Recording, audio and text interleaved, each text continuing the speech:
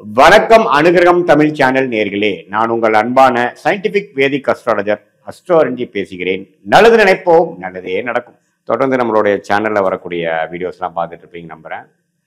அறிவியல் சார்ந்த ஜோதிட கருத்துக்களை பார்த்து கொண்டிருக்கிறோம். எந்த விதத்திலும் மிகைப்படுத்தாமல் உள்ளது உள்ளவாறு நம்மளுடைய போன ஜென்மத்தில் செய்த பாவ புண்ணியங்கள் எப்படி இந்த ஜென்மத்தில் நம்மளுடைய கோச்சார அமைப்பு மூலமாகவும் நம்மளுடைய தசாபுக்திகள் மூலமாகவும் எப்படி நடக்குதுங்கிறது பார்த்து கொண்டிருக்கிறோம்.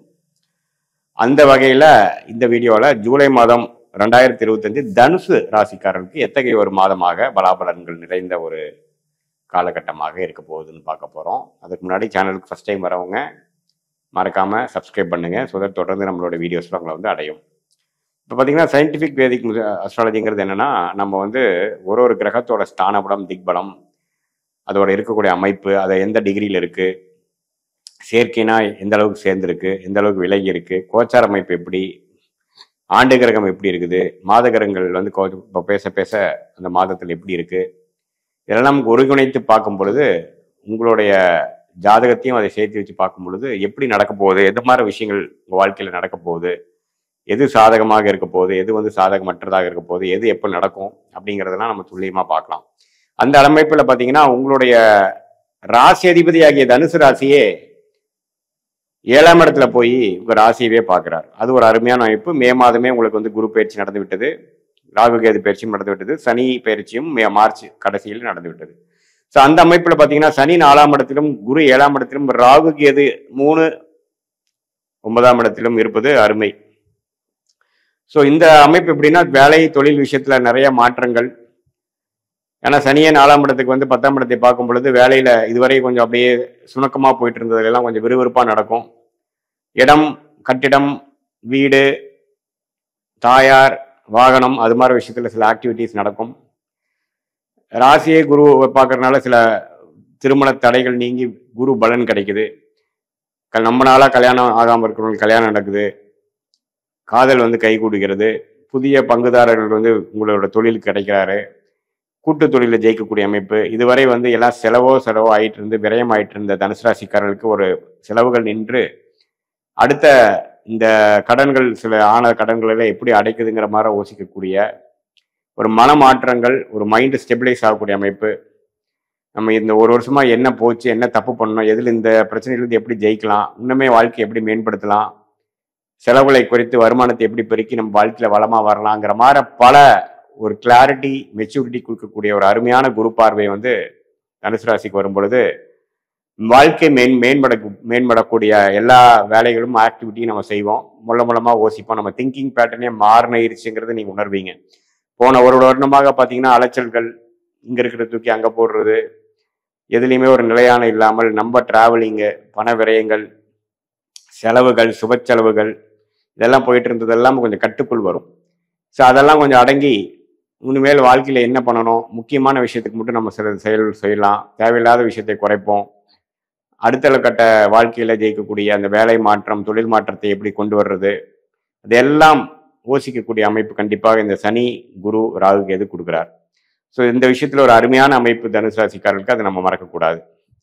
அடுத்தபடியாக பார்த்தீங்கன்னா மாத கிரகம் என்று சொல்லப்படுகிற செவ்வாய், ராஜயோகாதிபதி, நன்றாக 9ஆம் இடத்திலே பாகிஸ்தானத்திலே நட்பு வீட்டில் இருக்கிறது, மாதம் முழுவதும் இருக்குது, நல்ல விஷயம். ஸோ அது 4ஆம் பார்வையாக 12ஐ பார்த்து சில இன்வெஸ்ட்மெண்ட்ஸ் ஃபார் பிஸ்னஸ்ஸு அது மாதிரி கொடுக்குறார். நல்ல ரியல் எஸ்டேட்டு, மெடிக்கல், அது மாதிரி விஷயத்தில் நல்ல முன்னேற்றங்கள், உத்வேகமாக செயல்படக்கூடிய அமைப்புகள், பல நாள்கள் வரக்கூடாத சில விஷயங்கள்லாம் இப்போ கையில் அடைஞ்சு அது மூலமாக பலன் பெறக்கூடிய அமைப்புகள், குழந்தைகள்னால அருமையான ஒரு பெனிஃபிட்ஸ், குழந்தைகள் செட்டில் ஆயிட்டாங்கிற ஒரு மனநிறைவு, அவங்களுக்கு நம்ம செய்த மெனக்கெடுதல் ஓரளவுக்கு பலன் கொடுக்கக்கூடிய அமைப்பு, பூர்வீகத்தில் ஒரு நல்ல பெனிஃபிட்ஸு, இந்த மாதிரி காம்படிட்டிவ் எக்ஸாம்ஸ் ட்ரை பண்ணி அரசு உத்தியோகத்துக்கு ட்ரை பண்ணுறவங்களுக்குலாம் நல்ல ஒரு ரிசல்ட்டு, அது மாதிரி எல்லா வயதினருக்கும் ஓரளவுக்கு பாசிட்டிவான சில சேஞ்சஸ் கொடுக்கக்கூடிய ஒரு அருமையான ஒரு மாதமாக இந்த 2025 ஜூலை மாதம் இருக்குதுங்க. அதே சமயத்தில் பார்க்கும் பொழுது இந்த மாணவர்களுக்கு பார்த்தீங்கன்னா புதன் 8ல் மறைஞ்சிருக்கிறது கொஞ்சம் டீப் ரிசர்ச்சில் இருக்கிறவங்களுக்குலாம் கொஞ்சம் உதவும். அதே சமயத்தில் சில ஒரு மாதிரி ஹையர் ஸ்டடீஸு அதெல்லாம் படிக்கிறவங்களுக்கு கொஞ்சம் தள்ளி போய் படிக்கிறது, என்ன படிக்கணுங்கிறதுல ஒரு கிளாரிட்டி, கொஞ்சம் சம்டைம்ஸ் சிலது கொஞ்சம் டபுள் மைண்டடாக அதுக்கப்புறம் ஒரு மாதத்தின் இறுதியில தான் ஒரு கிளாரிட்டி கிடைக்கக்கூடிய அமைப்பும் சில பேருக்கு கொடுக்குதுங்க. மற்றபடி சுக்கிரன் இருக்கக்கூடிய விஷயங்கள் 6லயே அதிகமாக இருந்து அதுக்கப்புறம் மாதத்தின் நடுவில் வந்து 7க்கு வரார். ஸோ முதல் 2 வாரம் பார்த்தீங்கன்னா கொஞ்சம் கடன்கள், உடல் உபாதைகள், டிராவலிங் அது மாதிரி விஷயத்தை கொடுத்து கடைசி 2வது ஆஃப் இன்னுமே நான் சொன்ன பலன்கள் இன்னுமே பிரமாதமாக நடக்கக்கூடிய அமைப்புகள் உண்டு. அதே சமயத்தில் சூரியன் 7ஆம் இடத்துல குருவோட சேர்ந்திருக்கிறார். அதுக்கப்புறம் தான் பார்த்தீங்கன்னா குரு 8க்கு வரார், சூரியன் 8க்கு வரார். ஸோ பார்த்தீங்கன்னா முதல் 2 வாரம் வந்து சில இந்த பங்குதாரர்கள், ஃபேமிலி, அரசு அது மாதிரி விஷயத்தில் கொஞ்சம் பாசிட்டிவான விஷயங்கள் வந்து அதுக்கப்புறம் பார்த்தீங்கன்னா கொஞ்சம் ட்ராவலிங்கு, கொஞ்சம் வருமானங்கள், அன்ஏர்ன்ட் இன்கம், முதல் செய்த சில முதலீடுகளில் லாபம் வர்றது, ஷேர் மார்க்கெட் அது மாதிரி சில பெனிஃபிட்ஸ் கொடுக்கக்கூடிய அமைப்புகள் உண்டு. ஸோ மாணவர்களாக இருந்தாலும் சரி, இல்லத்தரசிகளாக இருந்தாலும் சரி, நடுத்தர வயதினராக இருந்து வேலைக்கு போகிறவங்களா இருந்தாலும் சரி, உத்தியோகத்தில் இருக்கிறவங்க, தொழில் அமைப்பில் இருக்கிறவங்க, இன்வெஸ்டர்ஸாக இருக்கிறவங்க, அதே சமயத்தில் தரகர் ஒப்பந்த முறையில் கமிஷன் பேசிஸில் பண்ணுறவங்க, காசு போட்டு மேனுஃபேக்சரிங்கில் பண்ணுறவங்க, அதே சமயத்தில் சீனியர் சிட்டிசனாக இருந்து ரிட்டையர் ஆகலாங்கிற ஒரு அமைப்பில் இருக்கிறவங்களுக்கு எல்லாமே பார்த்தீங்கன்னா ஒரு நல்ல மாற்றத்தையும் ஒரு வாழ்க்கையில் ஒரு பாசிட்டிவான சேஞ்சஸ்ஸு, கொஞ்சம் சில விஷயங்கள் கடந்த ஒரு வருடமாக நம்ம ட்ரை பண்ணிட்டு இருந்த விஷயம்லாம் கொஞ்சம் கடகடன்னு முடிஞ்சு மன நிறைவை கொடுக்கக்கூடிய அமைப்புக்கு மாற ஒரு சில அமைப்புகள் வந்து ஓப்பன் அப் ஆக தான் செய்கிறது. ஏன்னா இதில் ஆண்டு கிரகத்தின் அமைப்பு பார்த்தீங்கன்னா அப்படி இருந்து அதே சமயத்தில் மாத கிரகத்தின் அமைப்பும் கொஞ்சம் பாசிட்டிவாக இருக்கிறதுனால போன ஒரு வருடமாக சில விஷயங்கள் செய்ய முடியாத விஷயங்கள் இந்த தடவை டக்குன்னு நம்ம முயற்சி எடுத்தோம்னா ஜெயிச்சிடலாம். அதனால இந்த டைமை நல்லா யூஸ் பண்ணிக்கணும். முயற்சி திருவினையாக்குங்கிறது நீங்கள் கண்டிப்பாக மறக்கக்கூடாது.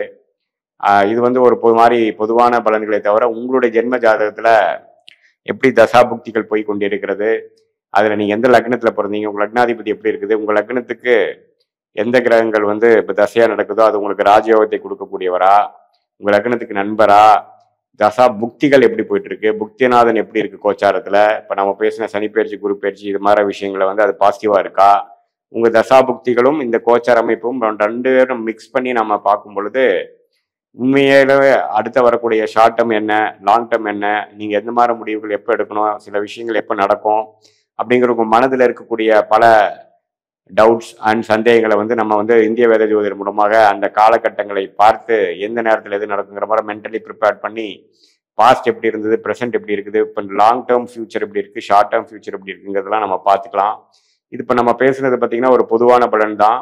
இதில் நீங்கள் சொன்ன பலன்கள் இன்னும் கொஞ்சம் தூக்கலாக, இன்னும் கொஞ்சம் ஃபேவரபிளாக, இன்னும் கொஞ்சம் சாதகமாக பார்க்கணுன்னா உங்களுக்கு அருமையான தசாபுக்திகள் நடந்திருக்கணும். அது என்ன தசை இருக்குன்னு பார்க்கணும். அதே சமயத்தில் சொன்ன பலன்கள் கொஞ்சம் குறைமாயின் அது வந்து உங்கள் தசாபுக்திகள் குறைவான தசாபுக்திகளாக காரணமாக இருக்கலாம். ஸோ இதுதான் வந்து கோச்சார் அமைப்பும் தசாபுக்தி அமைப்பும் ஒருங்கிணைத்து நம்ம பார்க்கும் பொழுது ஒன்றுமே துல்லியமான பலன்கள் எடுத்து வாழ்க்கையில் நம்ம செய்யக்கூடிய ஆக்டிவிட்டீஸ் அண்ட் முயற்சிகள்லாம் வந்து நம்மளுடைய கர்ம பலனுக்கு நிகராக நம்ம அலைன் பண்ணிட்டு நம்ம பிராப்தம் என்னவோ அதுக்கு தகுந்த மாதிரி நம்ம செயல்பாடுகளை செய்யும் பொழுது வாழ்க்கையில பொருள் விரயங்கள், சமய விரயங்கள் செய்யாமல் வாழ்க்கையில மேலும் மேலும் வெற்றி பெறலாம் என்பதை நான் சொல்லிக்கிறேன். மீண்டும் மற்றொரு காணொளியில் சந்திப்போம். நன்றி, வணக்கம்.